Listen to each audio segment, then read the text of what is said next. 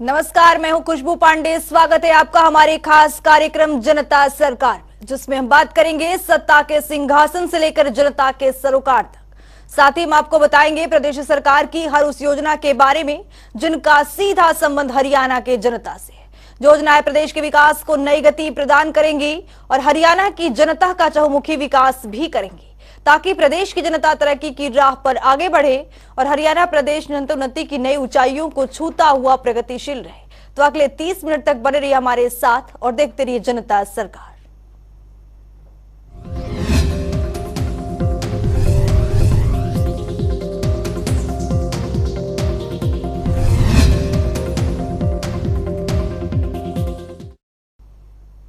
हरियाणा प्रदेश मनोहर नीतियों से विकास के पथ पर आगे बढ़ रहा है। संत और महापुरुषों के बताए मार्ग विकास के इस गति को और सशक्त कर रहे हैं। इसी कड़ी में हिसार में सैनी सीनियर सेकेंडरी स्कूल के प्रांगण में महाराजा शूरसेन की जयंती के अवसर पर राज्य स्तरीय समारोह आयोजित किया गया। इस समारोह में मुख्यमंत्री मनोहर लाल चंडीगढ़ से वर्चुअल माध्यम से जुड़े और बतौर मुख्य अतिथि उपस्थित जनों को सामाजिक समरसता का संदेश भी दिया। रिपोर्ट के जरिए देखेंगे।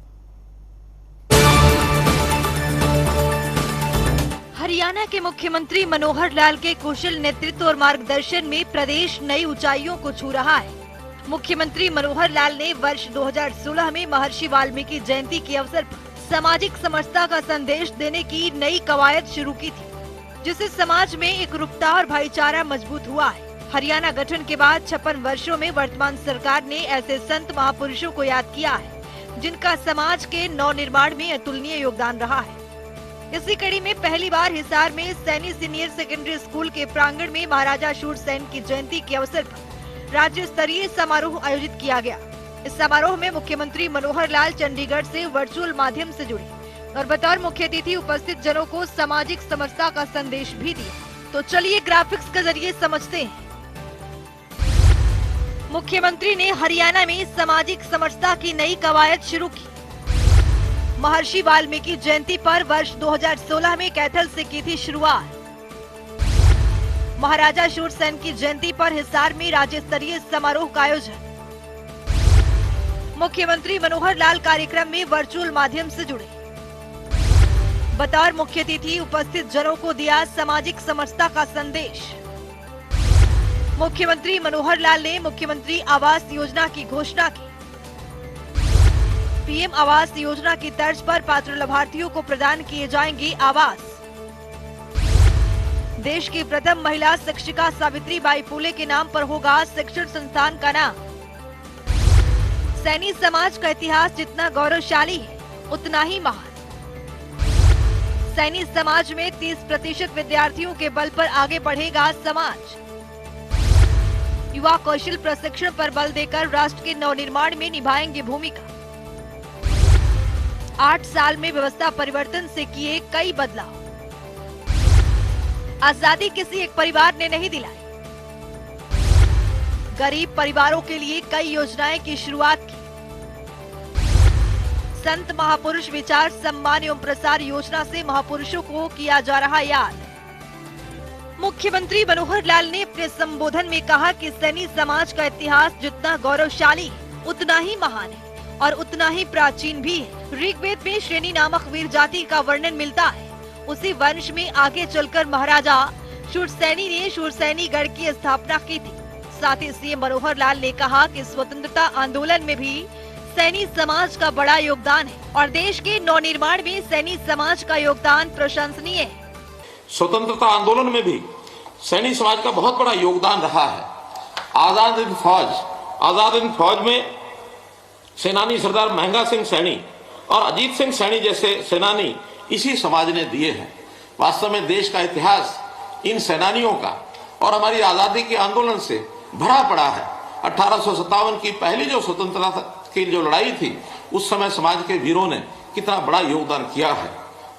इस अवसर पर मुख्यमंत्री मनोहर लाल ने सैनी सीनियर सेकेंडरी स्कूल के जीर्णोद्धार और नवनिर्माण के लिए अपने ऐच्छिक कोष से 31 लाख रुपए देने की घोषणा की।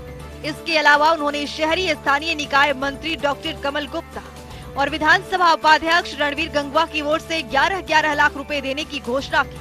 शिक्षा की अलख जगाने वाली सावित्रीबाई फूले के नाम पर शिक्षण संस्थान की घोषणा की, तो वहीं समाज की धर्मशाला के लिए एचएसवीपी की तरफ से नियमानुसार एक प्लॉट की भी घोषणा की। मुख्यमंत्री मनोहर लाल ने कहा कि आजादी में हर देशवासी ने योगदान दिया है। सावित्रीबाई फूले ने शिक्षा की अलख जगाई। इस संस्थान को बढ़ाने के लिए, शुरू करने के लिए प्रारंभिक योगदान इसकी मैं घोषणा कर रहा हूं, और मैं अकेले अपनी तरफ से भी नहीं, तो हमारे सरकार के साथ जुड़े हुए साथी हैं, मैं उनकी ओर से भी, क्योंकि उनसे मेरी बात हो गई है, उनका कि हमारे नाम से भी आप घोषणा कर देना। तो आज 31 लाख रुपया तो मुख्यमंत्री के नाते से मेरे कोष में आएगा, मेरे कोष से आएगा, और 11 लाख रुपया डॉक्टर कमल गुप्ता जी की ओर से आएगा, 11 लाख रुपया हमारे डिप्टी स्पीकर उनकी ओर से आएगा। तो ऐसे 53 लाख रुपए की घोषणा इस सभा में, और मैं इस कॉलेज के उस शिक्षा संस्थान जो है उसके लिए करता हूं। और इसी प्रकार से एक विषय आया कि प्रथम हमारी महिला शिक्षिका सावित्रीबाई जी, जिनका महिला शिक्षा के अंदर बड़ा नाम है, क्योंकि वो देश की पहली महिला शिक्षिका रही हैं, तो उनके नाम से कोई भी एक कॉलेज का नाम, जो हमारे नेता हैं, नायब सिंह सैनी जी हैं, हमारे वहाँ जो और भी सैनी समाज के लोग बैठे हैं, पवन सैनी जी हैं, जवाहर सैनी जी हैं, और हमारी पूर्व सांसद हैं, या हमारे जो भी नेता हैं, वो मिल करके जहां कहीं किसी कॉलेज के नाम रखने की बात आती है, जहां हमारे समाज के लोग हों, वो बताएंगे, तो निश्चित रूप से कॉलेज का नाम या किसी शिक्षण संस्थान का नाम उनके नाम के ऊपर रखेंगे। एक प्लॉट की बात की गई है, तो इसमें भी मैं हमारा जो एचएसवीपी है उनको कहूंगा कि जिस शहर में आपको प्लॉट चाहिए, एक में अथवा ज्यादा में, वहां एडवर्टाइजमेंट करेंगे, आप लोग उसमें अप्लाई करिए, तो एक निश्चित विधि है उसकी, उसमें सबको आपको धर्मशाला के प्लॉट ये भी जरूर दिलाए जाएंगे। मुख्यमंत्री मनोहर लाल ने कहा कि प्रदेश सरकार ने हर रसोई में गैस और नल से जल योजना लागू की है, जिससे गरीब जरूरतमंदों का विकास हो सके। साथ ही मुख्यमंत्री मनोहर लाल ने कहा कि हमारी सरकार ने योग्यता के आधार पर नौकरी देने का फैसला किया। सरकार ने बिना पर्ची खर्ची के योग्यता के आधार पर नौकरियां दी। प्रदेश में पारदर्शिता के साथ सरकार काम कर रही है। सरकार ट्रांसफर के नाम पर चल रहे उद्योग को बंद किया है। हमने हर परिवार की चिंता की है, हर परिवार के अंदर, गरीब परिवार के अंदर रसोई घर में गैस मिले, नल से जल हर रसोई में पहुंच जाए, हर घर में बल्ब जले, कहीं कोई अंधेरा कहीं न रहे, आवास सभी गरीब परिवारों को ये मिलना चाहिए, हर व्यक्ति का बैंक में अकाउंट हो। यानी कितने क्रांतिकारी कदम किए हैं, जो इस प्रदेश में नौकरियों का जो इतिहास, नौकरी बिकने का इतिहास, यानी लोग जो हैं कभी भी नौकरी प्राप्त करने के लिए नेताओं के चक्कर काटते थे, अधिकारियों से साठगांठ करते थे, पैसा खर्च करते थे। तो इस प्रकार की सब बीमारियों से हमने छूट दिलाई है कि योग्यता के आधार पर नौकरी मिलेगी, और योग्यता का पैमाना ये यही है कि हर व्यक्ति का टेस्ट में जो उसकी नंबरिंग है, उसका योग्यता है, उसका जो पैमाना है, उसके हिसाब से उसको नौकरी मिले, न कोई पर्ची न खर्ची। इस प्रकार से हमने काम किया। मुख्यमंत्री ने कहा कि हरियाणा सरकार ने गरीब परिवारों के लिए आयुष्मान भारत की तर्ज पर चिरायु हरियाणा योजना भी चलाई है। इसके तहत 28,89,000 अंत्योदय परिवारों को सालाना 5 लाख रुपए के मुफ्त इलाज की सुविधा मिलेगी। इतना ही नहीं, सरकार ने निरोगी हरियाणा योजना शुरू करके ये सुनिश्चित करने का प्रयास किया है, व्यक्तियों के स्वास्थ्य की जांच कर बीमारियों का पहले ही पता लगाया जा सके। गरीब परिवार का बच्चा, बालक, नौजवान, बूढ़ा, बुजुर्ग, महिला, पुरुष कोई बीमार हो गया, उसके इलाज के लिए प्रधानमंत्री जी ने आयुष्मान भारत योजना चलाई कि 5 लाख रुपए की स्वास्थ्य बीमा योजना ये वो देंगे, और वो दे रहे हैं। लेकिन उसके बाद भी हमें ध्यान में आया कि इसमें बहुत परिवार बच गए हैं। हमने अपनी योजना चलाई और चिरायु हरियाणा के नाम से बचे हुए, पहले 15 लाख रजिस्टर्ड थे और 13-14 लाख रजिस्टर किए, 28,89,000 परिवारों को अब ये योजना का लाभ मिलेगा, चाहे वो चिरायु योजना हो या आयुष्मान भारत योजना हो। 5 लाख रुपए का स्वास्थ्य बीमा। अब एक विषय और ध्यान में आता है कि अगर हम बचपन से ही नागरिकों का, सबका एक वार्षिक एक स्वास्थ्य परीक्षण, हेल्थ टेस्ट ये कराना शुरू कर देंगे, तो बीमार होने से पहले ही व्यक्ति का पता लगेगा कि इसमें कोई बीमारी आने की संभावना है, उसको ही वहीं पर रोका जा सकता है। कहते हैं nip the evil in the bud, बुराई को जड़ से समाप्त करने के लिए और शुरू से ही हमको ये करना पड़ेगा। ये कार्यक्रम भी निरोगी हरियाणा के नाम से शुरू करा दिया गया है। साल में हर नागरिक का एक बार स्वास्थ्य परीक्षण हो। पहले चरण में जो हमारे बीपीएल के 1,80,000 तक के परिवार हैं, जो मैंने बताया 29 लाख परिवार हैं, 1.25 करोड़ ये जनसंख्या बनती है, इनका लगातार परीक्षण शुरू हो गया। इसी महीने शुरू हुआ है। अभी तो मात्र 60 से 70 हजार परिवारों को ही उस प्रकार का ये परीक्षण हो पाया है। ये प्रोसेस थोड़ा धीरे, इसलिए उसमें टाइम लगता है। सेंटर हमारे जितने हैं उन पर सब पर भी लोग जाते हैं, फिर भी साल के अंदर अंदर 1.25 करोड़ सब लोगों का परीक्षण होगा। जो स्वस्थ आदमी हैं उनका भी परीक्षण इसके अंदर जरूर होगा। सीएम मनोहर लाल ने कहा कि हमारी सरकार ने पिछड़ा वर्ग आयोग का गठन किया है, जिससे पंचायती राज चुनावों में प्रतिनिधित्व बढ़ाना भी सुनिश्चित किया है। जैसे मानो हमने पिछड़ा वर्ग आयोग बनाया, पंचायती राज संस्थाओं में आरक्षण दिया और बहुत अनेकों जगहों पर, चाहे शहरी निकाय के चुनाव हो चाहे ग्रामीण चुनाव हो, अनेकों जगह के ऊपर चेयरपर्सन, वाइस चेयरपर्सन, हमारे पंच, सरपंच, पार्षद बहुत ऐसे चुने गए हैं। उस आरक्षण का भी लाभ आपको हुआ है, इसका लाभ भी आपको जरूर मिला है। समारोह में शहरी स्थानीय निकाय मंत्री डॉक्टर कमल गुप्ता, विधानसभा उपाध्यक्ष रणवीर गंगवा, उत्तर प्रदेश के राज्य मंत्री जसवंत सैनी, कुरुक्षेत्र से सांसद नायब सिंह सैनी, पूर्व वित्त मंत्री कैप्टन अभिमन्यु और विधायक विनोद भयान, भव्य बिश्नोई सहित बड़ी संख्या में गणमान्य नागरिक उपस्थित थे। जनता टीवी के लिए पवन सिवर की रिपोर्ट। हरियाणा के मुख्यमंत्री मनोहर लाल के नेतृत्व में प्रदेश विकास के पथ पर आगे बढ़ रहा है। मनोहर सरकार प्रदेश के किसानों के हित में कई योजनाएं चला रही है, जिससे किसानों को इसका सीधा फायदा मिल रहा है। वहीं मनोहर सरकार में हरियाणा बागवानी के क्षेत्र में कई उपलब्धियां हासिल किया है। यहां के मुख्यमंत्री मनोहर लाल के नेतृत्व में बागवानी विभाग नए आयाम स्थापित कर रहा है और हरियाणा प्रगतिशील किसान परंपरागत खेती को छोड़कर बागवानी की ओर रुख कर रहे हैं। रिपोर्ट देखिए। हरियाणा के मुख्यमंत्री मनोहर लाल ने जब से प्रदेश की बागडोर संभाली, तब से वे किसान के लिए कई नई योजनाएं चला रहे हैं और किसानों के हित में अनेक निर्णय ले रहे हैं। हरियाणा की मनोहर सरकार किसानों को आर्थिक रूप से समृद्ध और खुशहाल बनाने के लिए ठोस कदम उठा रही है। इसी कड़ी में डिजिटल माध्यम से सरकारी योजनाओं का लाभ सीधा किसानों को दिया जा रहा है। प्रदेश का किसान आज नई तकनीक का उपयोग कर कम लागत में आधुनिक मुनाफा कमा रहा है। तो चलिए ग्राफिक्स के जरिए समझते हैं। मनोहर सरकार किसानों की आय दुगनी करने के लिए स्थापित कर रही उत्कृष्टता केंद्र। बागवानी क्षेत्र में नई तकनीक अपनाने से बढ़ रही किसानों की आय। बागवानी में आधुनिक तकनीक को बढ़ावा देने के लिए उत्कृष्टता केंद्रों की जा रही स्थापना। बागवानी में विविधीकरण को प्रेरित करने के लिए चलाए जा रहे हैं कई नए कार्यक्रम। हरियाणा में पैक हाउस से बदल रही खेती किसानों की तकदीर। पैक हाउस से बागवानी क्षेत्र में आ रही है क्रांति। हरियाणा को मिल चुका है बेस्ट स्टेट का पुरस्कार। 700 एफपीओ को किया जा चुका है गठन। गन्नौर में होगी एशिया की सबसे बड़ी हॉर्टिकल्चर मार्केट।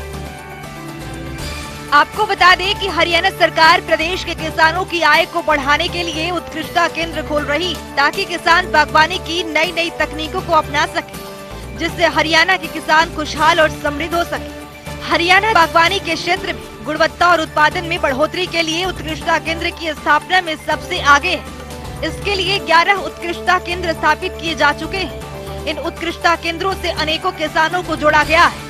इसके अलावा विलेज ऑफ एक्सीलेंस के माध्यम से बेहतर कृषि, बागवानी और पशुपालन में उल्लेखनीय उपलब्धियां दर्ज करने वाले गांवों को चिन्हित किया जा रहा है। बागवानी में विविधीकरण को प्रेरित करने और किसानों की आय में वृद्धि करने के लिए प्रदेश सरकार ने मेरा पानी मेरी विरासत, भावांतर भरपाई योजना, मुख्यमंत्री बागवानी बीमा योजना जैसे कई नए कार्यक्रम शुरू किए हैं।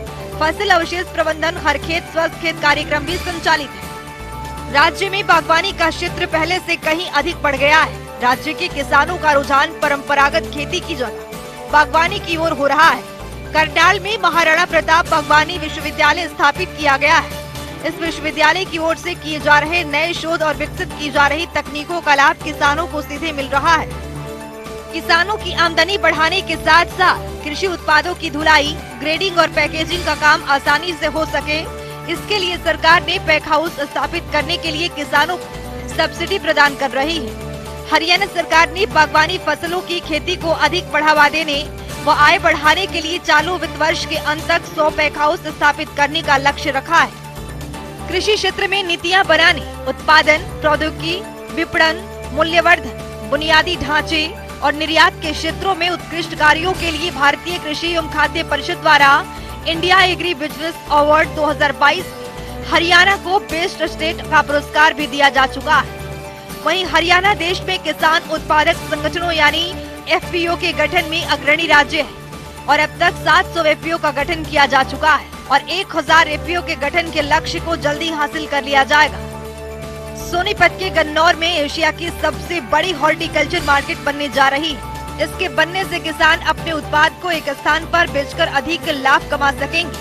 हरियाणा का किसान अनाज के साथ साथ फल, सब्जियां और फूल तैयार करके देश की इकोनॉमी को बढ़ावा दे रहा है। स्पेशल डेस्क जनता टीवी।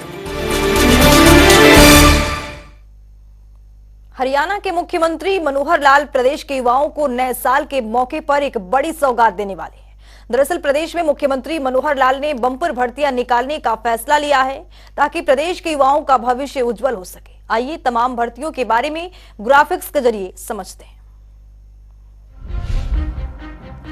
2023 में युवाओं को मिलेगा मनोहर रोजगार।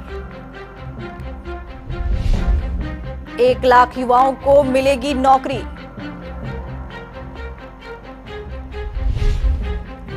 ग्रुप सी, ग्रुप डी के 62,000 पदों पर होगी भर्ती।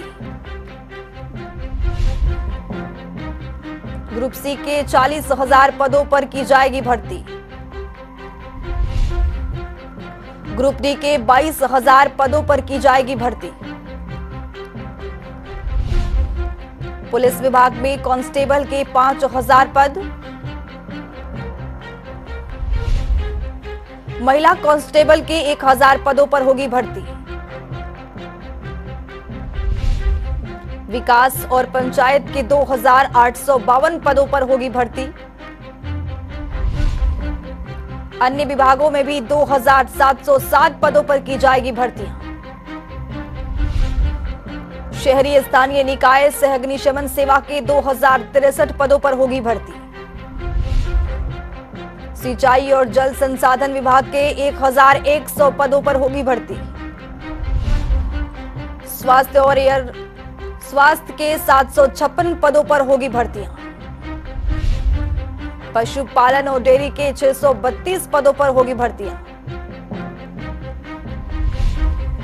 जन स्वास्थ्य एवं अभियांत्रिक विभाग के 669 पदों पर होगी भर्ती। भूमि अभिलेख और PWD विभाग के 403 पदों पर होगी भर्ती। सिंचाई और जल संसाधन विभाग के 340 पदों पर होगी भर्ती। उत्तर हरियाणा बिजली वितरण निगम विभाग में 3,512 पदों पर होगी भर्ती। दक्षिण हरियाणा बिजली वितरण निगम विभाग के 221 पदों पर होगी भर्ती।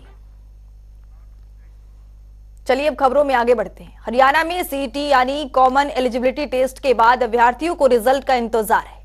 इंतजार इस बात का भी है कि रिजल्ट के बाद किन किन पदों पर भर्ती होंगी। इन सवालों को हरियाणा कर्मचारी चयन आयोग के चेयरमैन भोपाल सिंह खत्री से हमारे सहयोगी पवन सिवर ने खास बातचीत की है, सुनिए। हरियाणा के युवाओं को CET यानी कॉमन एलिजिबल टेस्ट के रिजल्ट का इंतजार है। इसके साथ ही इस रिजल्ट के बाद हरियाणा कर्मचारी चयन आयोग से किन किन पदों पर कितने जो है वो भर्ती निकाली जाएगी, इसका भी युवाओं को इंतजार है। इन तमाम सवालों पर बातचीत करने के लिए मेरे साथ हरियाणा कर्मचारी चयन आयोग के चेयरमैन भोपाल सिंह खत्री मौजूद हैं। खत्री साहब, सबसे पहले जनता टीवी में आपका स्वागत है सर। धन्यवाद। आपके दर्शकों को मेरी नमस्कार। सर, CET का जो एग्जाम पिछले दिनों हुआ था, अब युवाओं को इंतजार है कि जो 2022 है इसकी विदाई हो रही है, 2023 का आगाज होने जा रहा है, तो कब तक युवाओं को इसका रिजल्ट मिलने का इंतजार करना पड़ेगा सर? NTA से के जो अधिकारी हैं उनसे हमारी कल भी बात हुई है और उन्होंने कहा है कि दिसंबर के लास्ट वीक में यानी 31 दिसंबर तक हर हालत में वो CET का रिजल्ट हमारे को दे देंगे। तो एक तरह से ये कह सकते हैं सर कि 2022 के अंतिम सप्ताह के अंतिम दिनों तक जो है वो CET का रिजल्ट मिलने की उम्मीद है। बिल्कुल, दिसंबर माह में CET का रिजल्ट 100% आने की पूरी संभावना है। तो सर आपने सीईटी का एग्जाम जो लिया था उससे पहले आपने जानकारी भी दी थी कि विभिन्न जो विभाग है उनमें ग्रुप सी के जो पद हैं उनको आप सीईटी के एग्जाम के रिजल्ट के बाद जो है वो भरेंगे। तो क्या तैयारी है सर और कितने पदों पर भर्ती आप करने की तैयारी कर रहे हैं सर? हम सीईटी के रिजल्ट की इंतज़ार कर रहे हैं। जैसे ही रिजल्ट आएगा हम जनवरी माह में सी क्लास की लगभग 40,000 और डी क्लास की लगभग 22,000 पदों के लिए विज्ञापन देंगे और बच्चों से पोस्ट के अगेंस्ट जो है वो एप्लीकेशन लेंगे। इसमें सारी पोस्टें हैं, लगभग क्लर्क हैं, अकाउंटेंट हैं, एएलएम है, स्टाफ नर्स है, एमपीएचडब्ल्यू है, असिस्टेंट सेक्रेटरी मार्केटिंग है, एक्साइज इंस्पेक्टर हैं, टैक्सेशन इंस्पेक्टर हैं, फूड एंड सप्लाई इंस्पेक्टर हैं। इस तरह के हमारे पास लगभग 28,000 जो पद हैं सी क्लास के ये और 7,500 टीजीटी के और लगभग 6,000 जो पोस्टें हैं पुलिस की हैं, जिसमें 5,000 मेल और 1,000 फीमेल कांस्टेबल की भर्ती। ये लगभग 40,000 सी क्लास के लिए हमारे पास सरकार से रिक्विजिशन, जिसको हम डिमांड कहते हैं, वो आई हुई है। तो ये मानकर चला जाए सर कि जो 2023 होगा वो हरियाणा के युवाओं के लिए बेहतरीन साल रहने वाला है, क्योंकि हरियाणा कर्मचारी चयन आयोग से ग्रुप सी और डी के करीब 65,000 के आसपास पदों पर आप नौकरियां जो है वो सरकारी पदों पर भरने की तैयारी में लगे हुए हैं। बिल्कुल 60-62,000 पद जो है वो एचएसएससी के थ्रू और लगभग 10,000 पोस्ट एचपीएससी के थ्रू और उसके अलावा जो हरियाणा कौशल विकास निगम बनाया है उसके माध्यम से भी। तो मेरे को ऐसा लगता है कि हरियाणा सरकार 2023 में लगभग 1 लाख बेरोजगार जो युवक हैं हमारे प्रदेश के, उनको नौकरी देने जा रही है। खत्री साहब, जो ग्रुप डी के लिए आपको अब फिर एक बार सीईटी लेना होगा, तो उसके लिए कब तक टेंटेटिव कब तक मानकर चलें कि सीईटी जो है वो आप ग्रुप डी की पोस्टों के लिए कब तक लेंगे?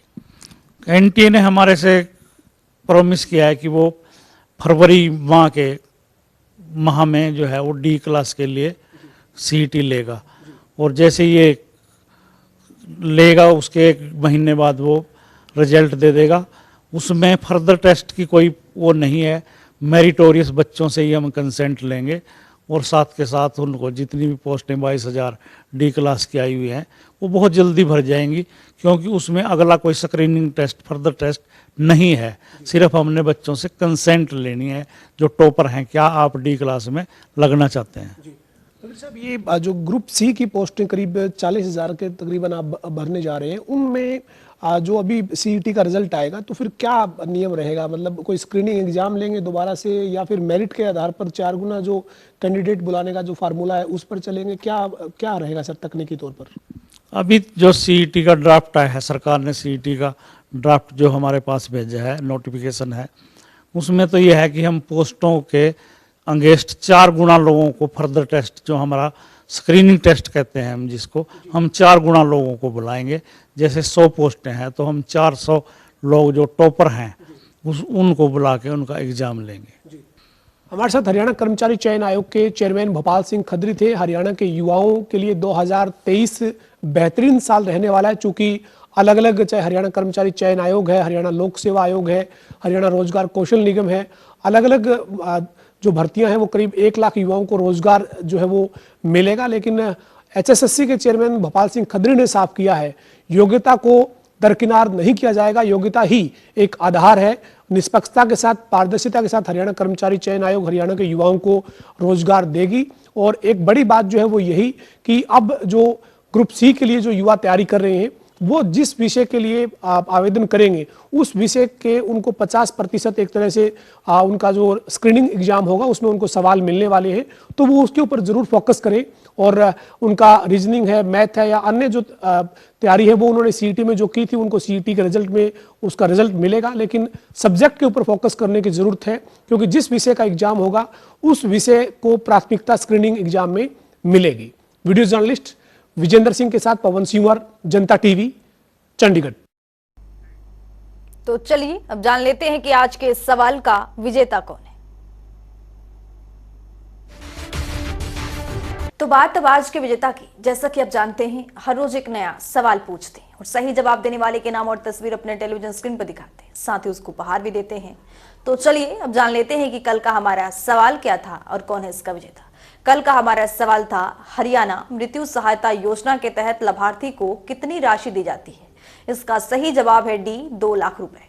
ढेरों जवाब आए, लेकिन आज के हमारे विजेता हैं जिनसे सूरज। सूरज, आपको बहुत बहुत बधाई।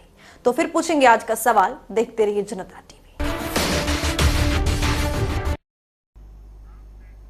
तो वक्त हो गया है आज के सवाल का, तो चलिए अब जान लेते हैं कि आज के सवाल में क्या कुछ है।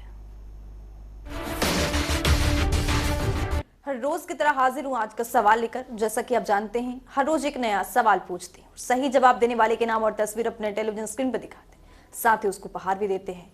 तो चलिए अब नजर डालते हैं आज के सवाल पर। हरियाणा कृषि यंत्र योजना की शुरुआत कब की गई थी। ए, साल 2019, बी, साल 2022, सी, साल 2018, डी, साल 2015। तो दीजिए सही जवाब और बनिए विजेता।